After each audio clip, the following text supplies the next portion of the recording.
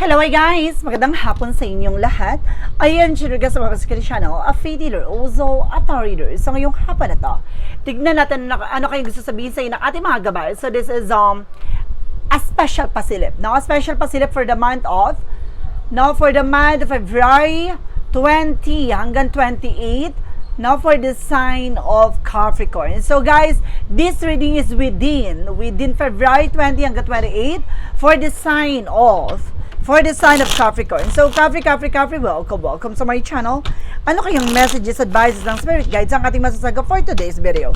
Kanino kayang energy at kaganapan sa buhay ng mga Capricorn ng ating mga hagilap? So once again, this reading is a general reading lamang, hindi lahat makaka-resonate.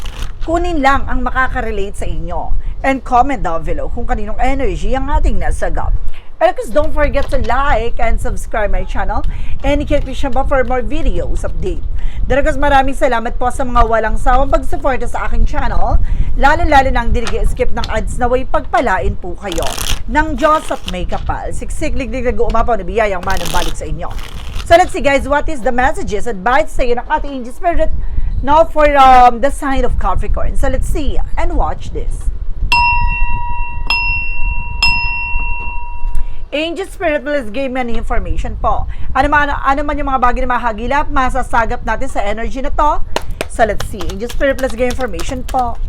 So there's something guys with the King of Swords. We just stop the pattern. Mayroon kang bagay na kailangan mo pakakatandaan. Maging wais, maging matalino sa mga desisyon. There's something very intelligent and wise decisions, no? Kailangan mas maging mabusisi or kailangan mong laging pakakatandaan, no?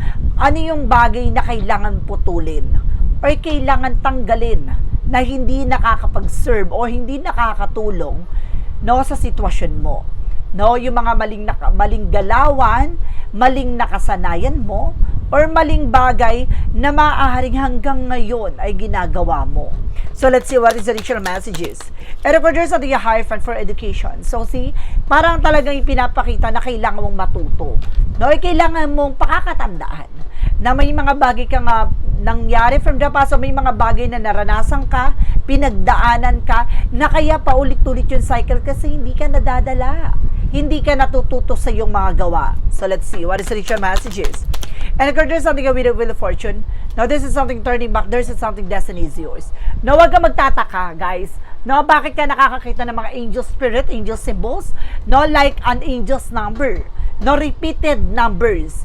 No, and angels messages like butterfly, like snakes, no, sa panaginip mo, sa visions mo, or maaaring may mga bagay na paulit-ulit, no, na nakikita or isang pahiwatig yon na you need to pay attention. With the Wheel of Fortune, something destiny to happen. It's not coincident, paulit-ulit na parang hindi siya parang, kumbaga, hindi siya sinasadya, pero inaadya. Ganon.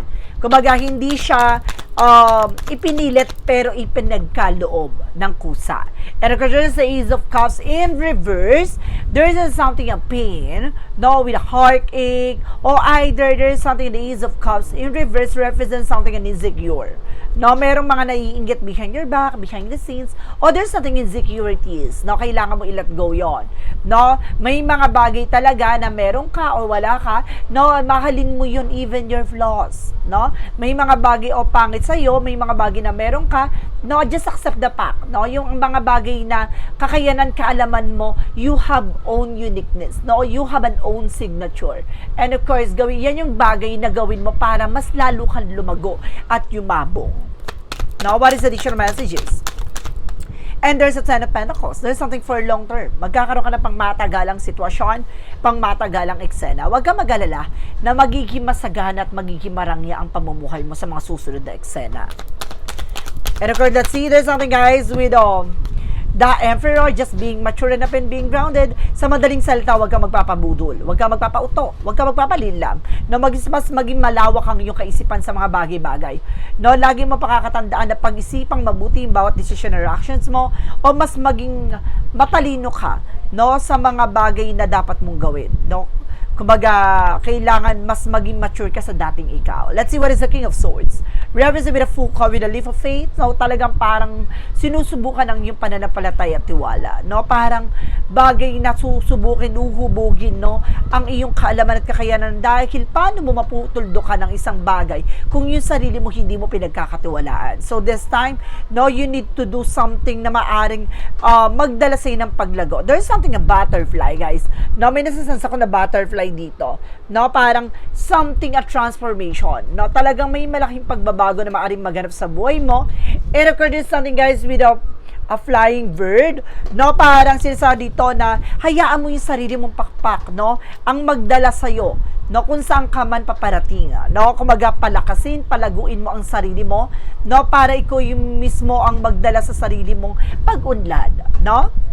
Kailangan mong lumipad sa sarili mong mga pakpak. What is a Hierophant? Represent with a Knight of Wands, for slow and steady. Unti-unti lang, gamay-gamay lang. No, pinapakita dito na pag ikaw magdidesisyon, pag-iisipang mabuti. Hindi ka pala desisyon, ha? Pag-iisipang mabuti. What is the Wheel of Fortune? Represent with a Sun of something happiness. At the end of the time, no, magiging masaya at magiging maligaya dito ang situations mo. No, kasi bubuo ka ng mas maliwanag at malinis na framework. Diba?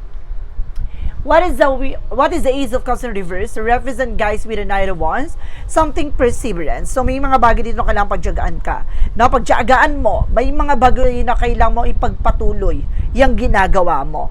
No? Kung sinasabi dito sa likod ng mga bagay na wala ka, kailangan continue what you're doing, na kailangan consistent ka, no, sa bagay na gusto mo talagang tuldukan.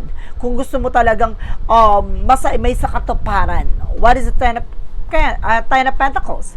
There's something the Lovers. Magkakaroon ka ng long-term success, long-term investment, no, long-term relationship, happiness life, no? There's an Emperor represented with the Ace of Pentacles. There's something a big shot and big money coming in.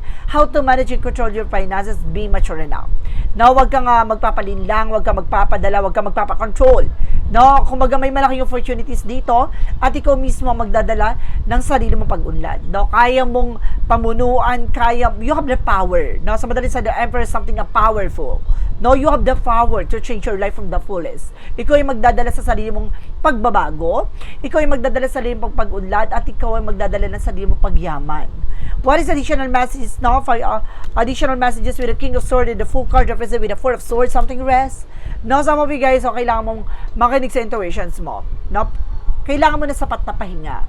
Nag-over, patig ka. And of course, there's a Two of Wands by choices. Pili mo lang yung mga bagay na makakatulong sa'yo. Matuto ka na. No, don't spend too much. No, kumbaga, kung alam mo yung mga bagay na to hindi nakakatulong, hindi nagsiserve ng tanan, tigilan. And of course, there's a Queen of Cups, emotional intelligent. Pagdating sa emosyon, huwag ka padadala ng tension. Kasi some of them, guys, no, even your friends and family, no, parang uudyokan ka, bubuyuin ka, na minsan lang to, gato, ganyan. No, just to make sure na, kumbaga, hindi ka padadala ng tension, no? Kung ikaw ay magdidesisyon, na kailangan fulfill yan, no? Alam mo, dapat yung decision mo ay talagang nasa sa loobin at talagang nasa puso mo. No? And of course, there's a Ace of Cups reverse. And of course, the Knight of Wands represents with the King of Pentacles being security. Magkaroon ka ng seguridad sa sarili mo. No, tulad na sinasabi ko, there's an insecure. No, insecurities. Pero I feel something insecure na kailangan magtiwala sa sarili mo kasi maraming tao na ingit sa iyo eh. No, there's something na parang lilituhin ka, guguluhin ka para hindi ka magkaroon ng consistency or magpatuloy sa ginagawa mo, para hindi ka magtiyaga. No, ganon. Parang pinapakita dito para i-distract ka. But there's something a King of Pentacles, secure. I-secure mo yung sarili mo sa mga mapanghusgang tao, sa mga nag-iisip ng negative sa'yo. No, kailangan matuto kang pangatawanan. No, yung mga bagay na alam mong may katotohanan at may kabuluhan. And of course, there's a Four of Wands by celebration. Some of you guys magkakaroon talaga ng long-term relationship. There's a wedding, may wedding dito. And long-term relationship. Now, there's a twin flame energy and soulmate connections. Now, magkakaroon ka na pang matagal ng relasyon at talagang kaligayahan na mag-uumapaw, guys. Now, there's a Nine of Pentacles. Do you have a potential for abundance? True. No? May potential ka para maging malago.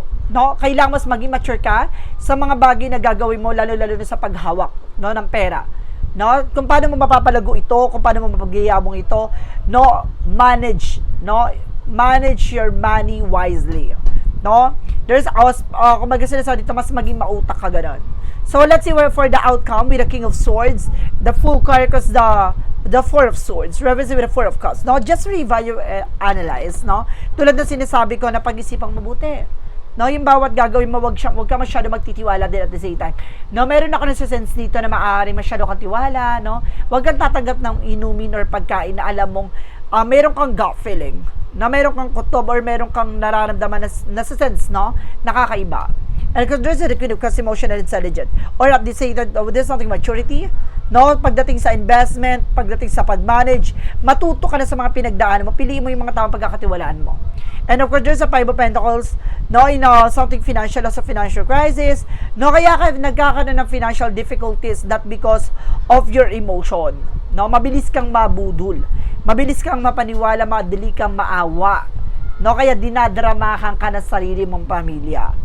Now, there's something guys with the Ace of Wands, something a new project, a new plan coming in, na may mga bagong proyekto, plano, no, trabaho na paparating sa'yo, kaya maganda ka. And of course, there's a video kasi listen to your intuition and listen to your gut feeling. Sa relationship nyo guys, there is something fishy.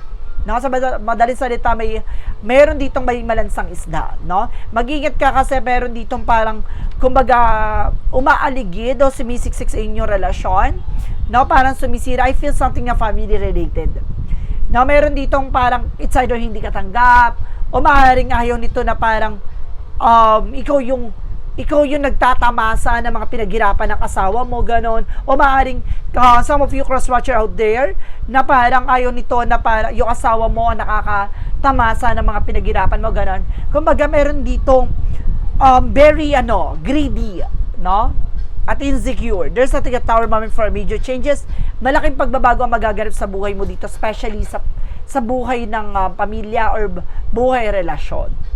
No, kailangan alamin mo kung paano kayo lalago, makawala sa toxic na mundo at toxic na environment. So, let's see. Alamin natin yung mga bagay na maaaring magilip natin pagdating sa finances and career, love life, at kalusugan. Let's watch this. Okay guys, let's see guys, what is additional messages tayo pagdating sa finances and career, love life, at kalusugan. So, there's something guys with Seven of Pentacles. Pagdating sa finances and career, there's something a harvest time. So, may pag-aani talaga. Naaanihin mo lahat ng bagay nito, makakamtan mo na lahat ng bagay nito. And of course, there's something guys with a moon card, something revelation. Marami bagay na marireveal sa'yo at the same time with the other side.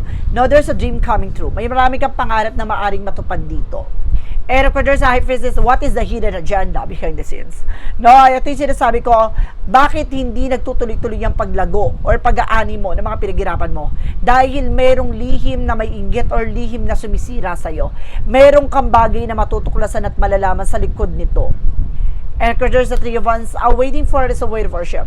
No, some of you may travel, no, meron kayong hihintay na paper documents na maaring dumating na. And of course, there's a Three of Pentacles na mag-ingat ka sa mga nakakahalubilo mo. No? Meron ditong parang magaling magbida-bida at meron ditong magaling parang magpaikot ng tao, mag-ingat ka. And there's a Six of Pentacles, maging balance at magtutuloy-tuloy na pasok na magandang kapalaran sa pagdating sa finances. There's something to joining forces with a give and take. So, giving, receiving something by the universe. Magtutuloy-tuloy na raw ang pasok ng pera. Na magiging maganda na raw ang kapalaran mo pagdating sa kaperahan. May regalo ang langit sa'yo. Pagdating naman tayo sa love life, there's something a Chariot card. This is something an action and movement. Magkakaroon ng changes and development sa situations mo. Mararamdaman mo na unti-unti pagbabago pagdating sa relasyon. And of course, there's a star card for something in healing and recovery. Makaka-recover na kayo nitong person mo. O merong bagay na o pag-asa na maaaring dumating sa buhay nyo. Some of you, baka wala pa kayo anak, no? Gusto nyo magkaanak. There's a possible na magkakaanak na kayo. Na-recorder sa that everything is fine. So, kumbaga yung relasyon na parang pilit nyong inilalaban, no, sa likod ng mga traidor sa paligid nyo. Talaga meron sumasabotay sa inyong relasyon. No, meron ditong hindi tanggap ng pamilya ng person. And because there's a Sun card, but the truth comes out. So, pinapakita dito, with a major arcana, with the Moon card, the Star card, the Sun card, ipinapakita na sa likod nito, no, may liwanag na sisinag. Na ipapakita ang kahulugan na nangyayari sa buhay mo. There's something, a soul purpose. Destiny is yours. And because there's a Eight of Swords, sabi ko na nga ba no, ang inyong relasyon ay napapalibutan ng toxic at negative. So, talaga sinasabi ko na may mga sulsol at buyo sa inyong relasyon na sumisira, no, sa inyong pagsasama at pamilya. With the Eight of Pentacles, no, mag-ingat ka sa mga tao pinagkakatiwalaan mo sa inyong business, sa iyong negosyo or trabaho. Mag-ingat ka kasi maaaring nasa paligid nyo ang sisira ng inyong relasyon. Now, there's something, guys, pagdating sa kalusugan, there's a Two of Swords. Now, there's something decision that you need to make. Now, may mga bagay na kailangan mo pagdesisyonan sa sarili mo, sa kalusugan mo, with that side of ones na nagbibigay pabigat sa situations mo. Now, and of course, I feel something na kailangan mag-decide ka na pakawalan mo yung bagay na nagbibigay pabigat sa buhay mo. Now, there's a lot of stress, anxieties dito. And of course, there's a Magician with the power of God. There's something manifestation. May mga bagay na unti-unti nang gaganda ang kalusugan mo, pero may hidden agenda dito. Na parang merong tumutusok sa likod mo, sa balakang mo, sa leeg mo, na parang may karayom na tumutusok sa move nowhere. There's a possible na may sumasalbay sa'yo with a Magician. And of course, there's the King of Wands, something ambition. Na unti-unti nang, kumbaga magkakaroon ka ng something senses. No, bigla kang kakabahan sa move nowhere, bigla kang kinakalibutan, no? Parang biglang nananay yung mga balahibo mo. There's a possible na may negatibong elemento na naninirahan sa inyong tahanan. There's the word cloud. No, babaguhin ito yung mundo mo or baguhin mo yung surroundings mo. No, some of you magkakaroon talaga ng travel dito. And the seven ka something, a lot of opportunity coming in, at maraming bagay pa na darating sa buhay mo, at may mga bagay dito na maaaring nagpapagulo sa sitwasyon mo, may aas, may traidor. There's something na parang ginugulo ang iyong isipan, ginugulo yung para mawala ka sa concentration, ganun din sa relasyon. Okay guys, alamin natin pagdating sa gabay with a magical fire messages. So, nandito na tayo sa huling chapter, guys, with a magical prayer messages advices for you.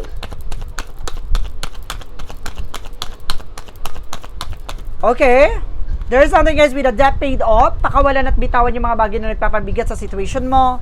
And there's something, your wishes granted. So, may mga pangarap or may mga hinihiling ka na maaaring papabor sa'yo, maaaring matutupad na, matatamo mo na, makakamtan mo na, ganon. What is the yin and yang oracle card? Represent with a unity, na kailangan nyo magkaisa ng person nyo, na may pagtutulungan dito talaga. And if there's something storm with the unexpected, mayroong, kumbaga, pagsubok na darating sa inyo, mayroong bagyo, or may unos na darating sa inyo relasyon, na kumbaga susubukin ang inyong pagsasama at ang inyong pamilya. For secretities, there's the world, talaga may travel dito, o maaaring nasa ibang bansa kayo, o maaaring makakaalis ka na, no? And if there's something wisdom, enlightenment, na may mga bagay na maaring maliwanagan ka, na ano man yung bagay na nangyayari sa paligid mo. I feel something, may mata, na may nagsusubaybay sa'yo. And of course, there's a him with a divine masculine. If you are Capricorn na lalaki, na very masculine ka ra, o there's something divine connection sa inyo, dalawa ng person mo, at yung person mo is something divine feminine. And there's, oh my God, I told you, this is not a karmic relationship. Nasa isang karmic relationship ka talaga, may toxic sa inyong relasyon. I feel something a family related to. Archangel Michael messages.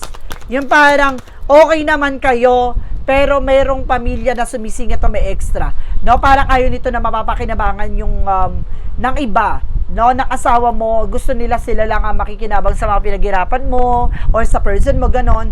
And if there's something that take your time to make a decision, kailangan mo mag-decision talaga dito. No, kailangan mong lumayo sa kanila, hindi para putulin yung connection nila, kundi para bigyan ng sariling buhay, no, ang iyong sarili. No, kasi hindi pwedeng iikot sa kanila yung mundo mo kasi may sarili kang buhay.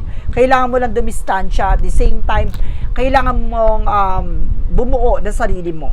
Kasi hindi ka mag-grow sa kanila, guys. No, parang hinahad lang, parang ano yan eh. Parang isang paglago na isang bulaklak.